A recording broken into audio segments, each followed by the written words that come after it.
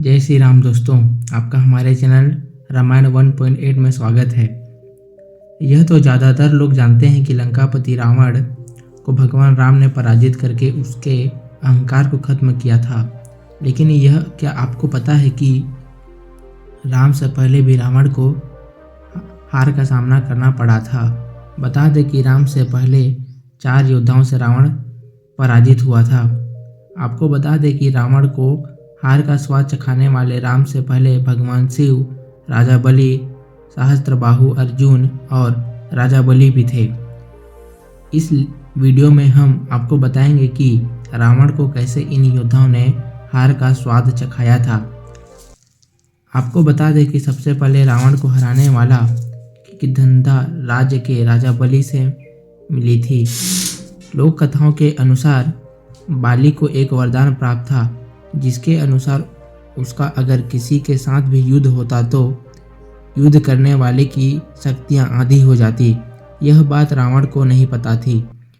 एक दिन रावण ने बाली की पूजा को भंग किया और उसे युद्ध करने के लिए ललकारने लगा।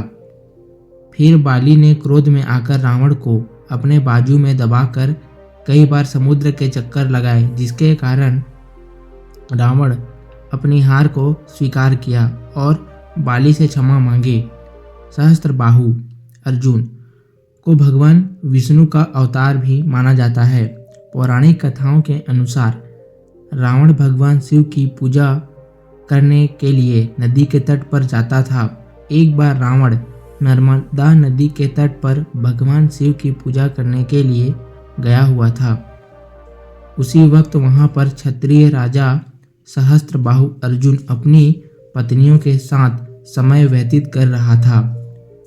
रावण को पूजा करते देख उसने रावण को वहां जाने के लिए कहा, पर रावण ने अपने आगे उसकी बात नहीं सुनी। तभी सहस्त्रबाहु अर्जुन ने अपने 1000 हाथों से नर्मदा के जल प्रवाह को रोक दिया।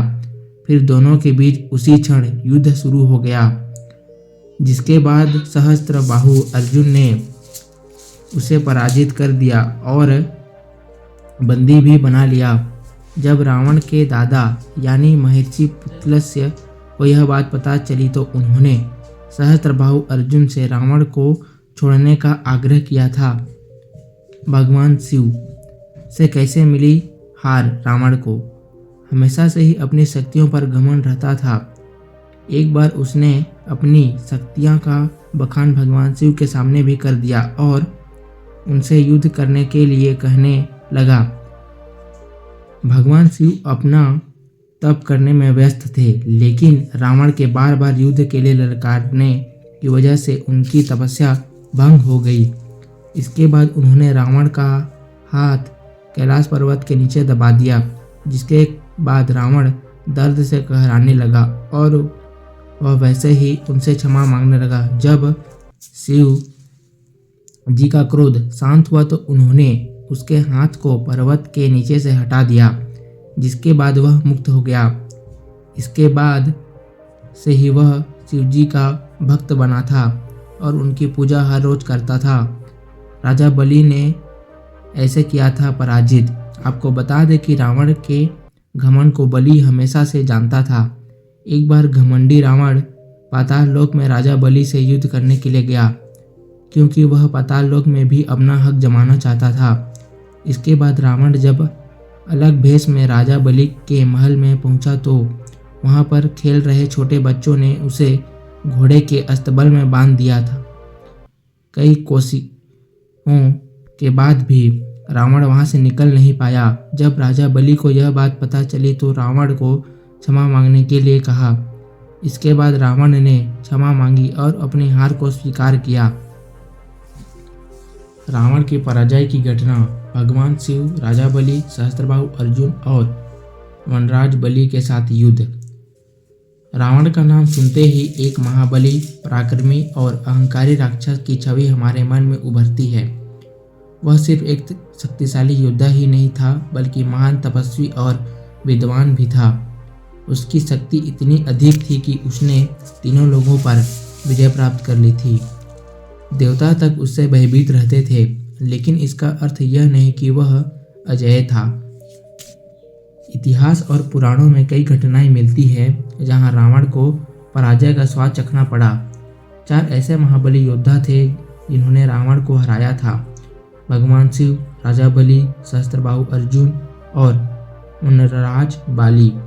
इन कथाओं में न केवल रावण की हार का वर्णन मिलता है, बल्कि यह भी स्पष्ट होता है कि अत्यधिक अहंकार और शक्ति का दुरुपयोग अंततः व्यक्ति को पतन की ओर ले जाता है।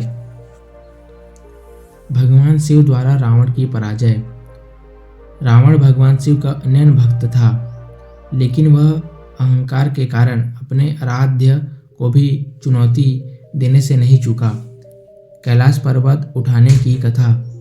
एक बार रावण अपने पराक्रम के मद में चूर होकर कैलाश पर्वत को उठा लेने के लिए पहुंचा।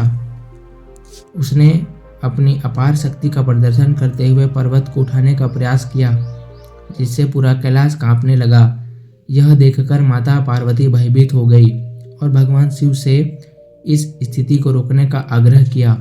भगवान शिव ने अपने पैर के अंगूठे से ही कैलाश पर्वत को दबा दिया, जिसे रावण पर्वत के नीचे दब गया। वह पूरी शक्ति लगाने के बाद भी स्वयं को मुक्त नहीं कर सका। कई वर्षों तक रावण इस स्थिति में रहा। रावण का पश्चाताप और स्तुति। जब रावण को अपनी गलती का एहसास हुआ तो उसने वहीं बैठकर भगवान शिव की आराधना शुरू कर दी। उसने एक सुंदर स्तुति की रचना की, जिसे शिव तांडव स्तोत्र के रूप में जाना जाता है। उसकी तपस्या से प्रसन्न होकर भगवान शिव ने उसे मुक्त किया और वरदान भी दिया। इस घटना ने रावण को सिखा दिया था कि कोई भी शक्ति भगवान शिव से बढ़कर नहीं हो सकती। यह उसकी पहली बड़ी हार थी, जिसमें अहंकार की पराजय हुई। राजा बलि द्वारा रावण की पराजय।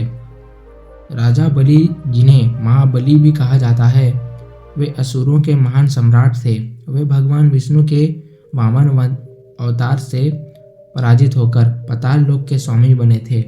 रावण की पाताल विजय की इच्छा। रावण जब संपूर्ण पृथ्वी और स्वर्ग लोक पर विजय प्राप्त कर चुका था, तो उसने सोचा कि अब पाताल लोक को भी जीत लेना चाहिए। वह अपनी सेना के साथ पाताल लोक में राजा बलि के पास पहुंचा और उन्हें युद्ध के लिए ललकारा। राजा बलि का पराक्रम। महाबली को अपने बल पर अत्यधिक गर्व था, लेकिन वे अहंकारी नहीं थे। उन्होंने रावण को पहले चेतावनी दी कि वह व्यर्थ में युद्ध न करें, लेकिन रावण ने इसे अपना अपमान समझकर युद्ध शुरू कर दिया। राजा बलि ने अकेले ही रावण की पूरी सेना को पराजित कर दिया और रावण को बंदी बना लिया। उसे कई दिनों तक कारागार में रखा गया। रावण की क्षमा याचना। जब रावण को अपनी भूल का एहसास हुआ तो उसने राजा बलि से क्षमा मांगी। राजा बलि ने उसे छोड़ दिया, लेकिन यह स्पष्ट कर दिया कि हर महान योद्धा के लिए संयम और विवेक आवश्यक होता है।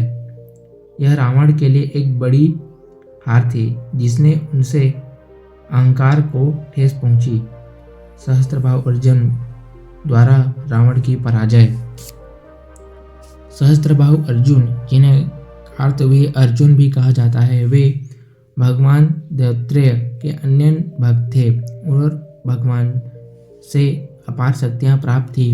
रावण और नर्मदा की नदी की कथा। एक बार रावण अपनी सेना के साथ नर्मदा नदी के किनारे विश्राम कर रहा था। उसी समय सहस्त्रबाहु अर्जुन अपनी शक्ति से नर्मदा नदी के प्रवाह को रोक रहे थे। इससे रावण की सेना डूबने लगी और रावण को क्रोध आ गया। सहस्त्रबाहु अर्जुन को युद्ध के लिए ललकारा, लेकिन वह यह नहीं जानता था कि यह युद्ध उसके लिए कितना कठिन होने वाला है। सहस्त्रबाहु अर्जुन की शक्ति। सहस्त्रबाहु अर्जुन के हजारों हाथ थे, जिससे वे एक साथ कई अस्त्र चला सकते थे। रावण ने पूरी शक्ति से आक्रमण किया, लेकिन सहस्त्रबाहु अर्जुन ने अपनी दिव्य शक्तियों से उसे पराजित कर दिया। उन्होंने रावण को पकड़कर कारागार में डाल दिया। बाद में जब पुतल मुनि, रावण के दादा, ने अनुरोध किया तो उन्होंने रावण को मुक्त कर दिया। यह घटना रावण के लिए एक और करारी शीर्षक थी, जिसमें उसने सीखा कि हर योद्धा के सामने घुटने टेकने का समय कभी न कभी आता है। वनराज बलि द्वारा रावण की पराजय। वनराज बलि, जिन्हें इंद्र का पुत्र माना जाता है, वे अपनी शक्ति के लिए प्रसिद्ध थे। वे जब सूर्य उपासना के लिए समुद्र में प्रवेश करते थे तो जल का स्तर बढ़ जाता था। रावण का बाली को चुनौती देना। रावण ने सुना कि बाली बहुत शक्तिशाली है, तो उसने सोचा कि उन्हें हराकर अपनी श्रेष्ठता साबित की जाए। वह बाली के पास पहुंचा और युद्ध के लिए ललकारा। बाली की अपार शक्ति। बाली ने रावण की चुनौती स्वीकार की, लेकिन जैसे ही युद्ध शुरू हुआ, बाली ने रावण को अपनी कांख में दबा लिया और संपूर्ण पृथ्वी के चारों ओर घूमते रहे। रावण कुछ भी नहीं कर सका और अंततः उसने अपनी हार मान ली। जब उसने बाली से क्षमा मांगी तो बाली ने उसे छोड़ दिया। यह रावण के जीवन की सबसे अपमानजनक हारों में से एक थी, क्योंकि वह न तो अपनी शक्ति का प्रदर्शन कर सका और न ही किसी प्रकार की जीत हासिल कर सका। अहंकार का अंत निश्चित है। रावण एक महाबली योद्धा था, लेकिन उपरोक्त 4 घटनाएं यह दर्शाती है कि उसकी शक्ति सीमित थी। भगवान शिव, राजा बलि, सहस्त्रबाहु अर्जुन और वनराज बलि, इन सभी ने उसे पराजित किया। यह सिद्ध किया कि अहंकार और शक्ति का दुरुपयोग करने वाला अंततः हारता ही है। रावण की पराजय की ये कथाएं हमें सिखाती हैं कि महानता केवल शक्ति से नहीं बल्कि संयम, विवेक और सद्गुणों से प्राप्त होती है। तो दोस्तों, कैसी लगी आपको ये कहानी कमेंट सेक्शन में ज़रूर बताएं और हमारे चैनल को सब्सक्राइब करना ना भूलें। धन्यवाद।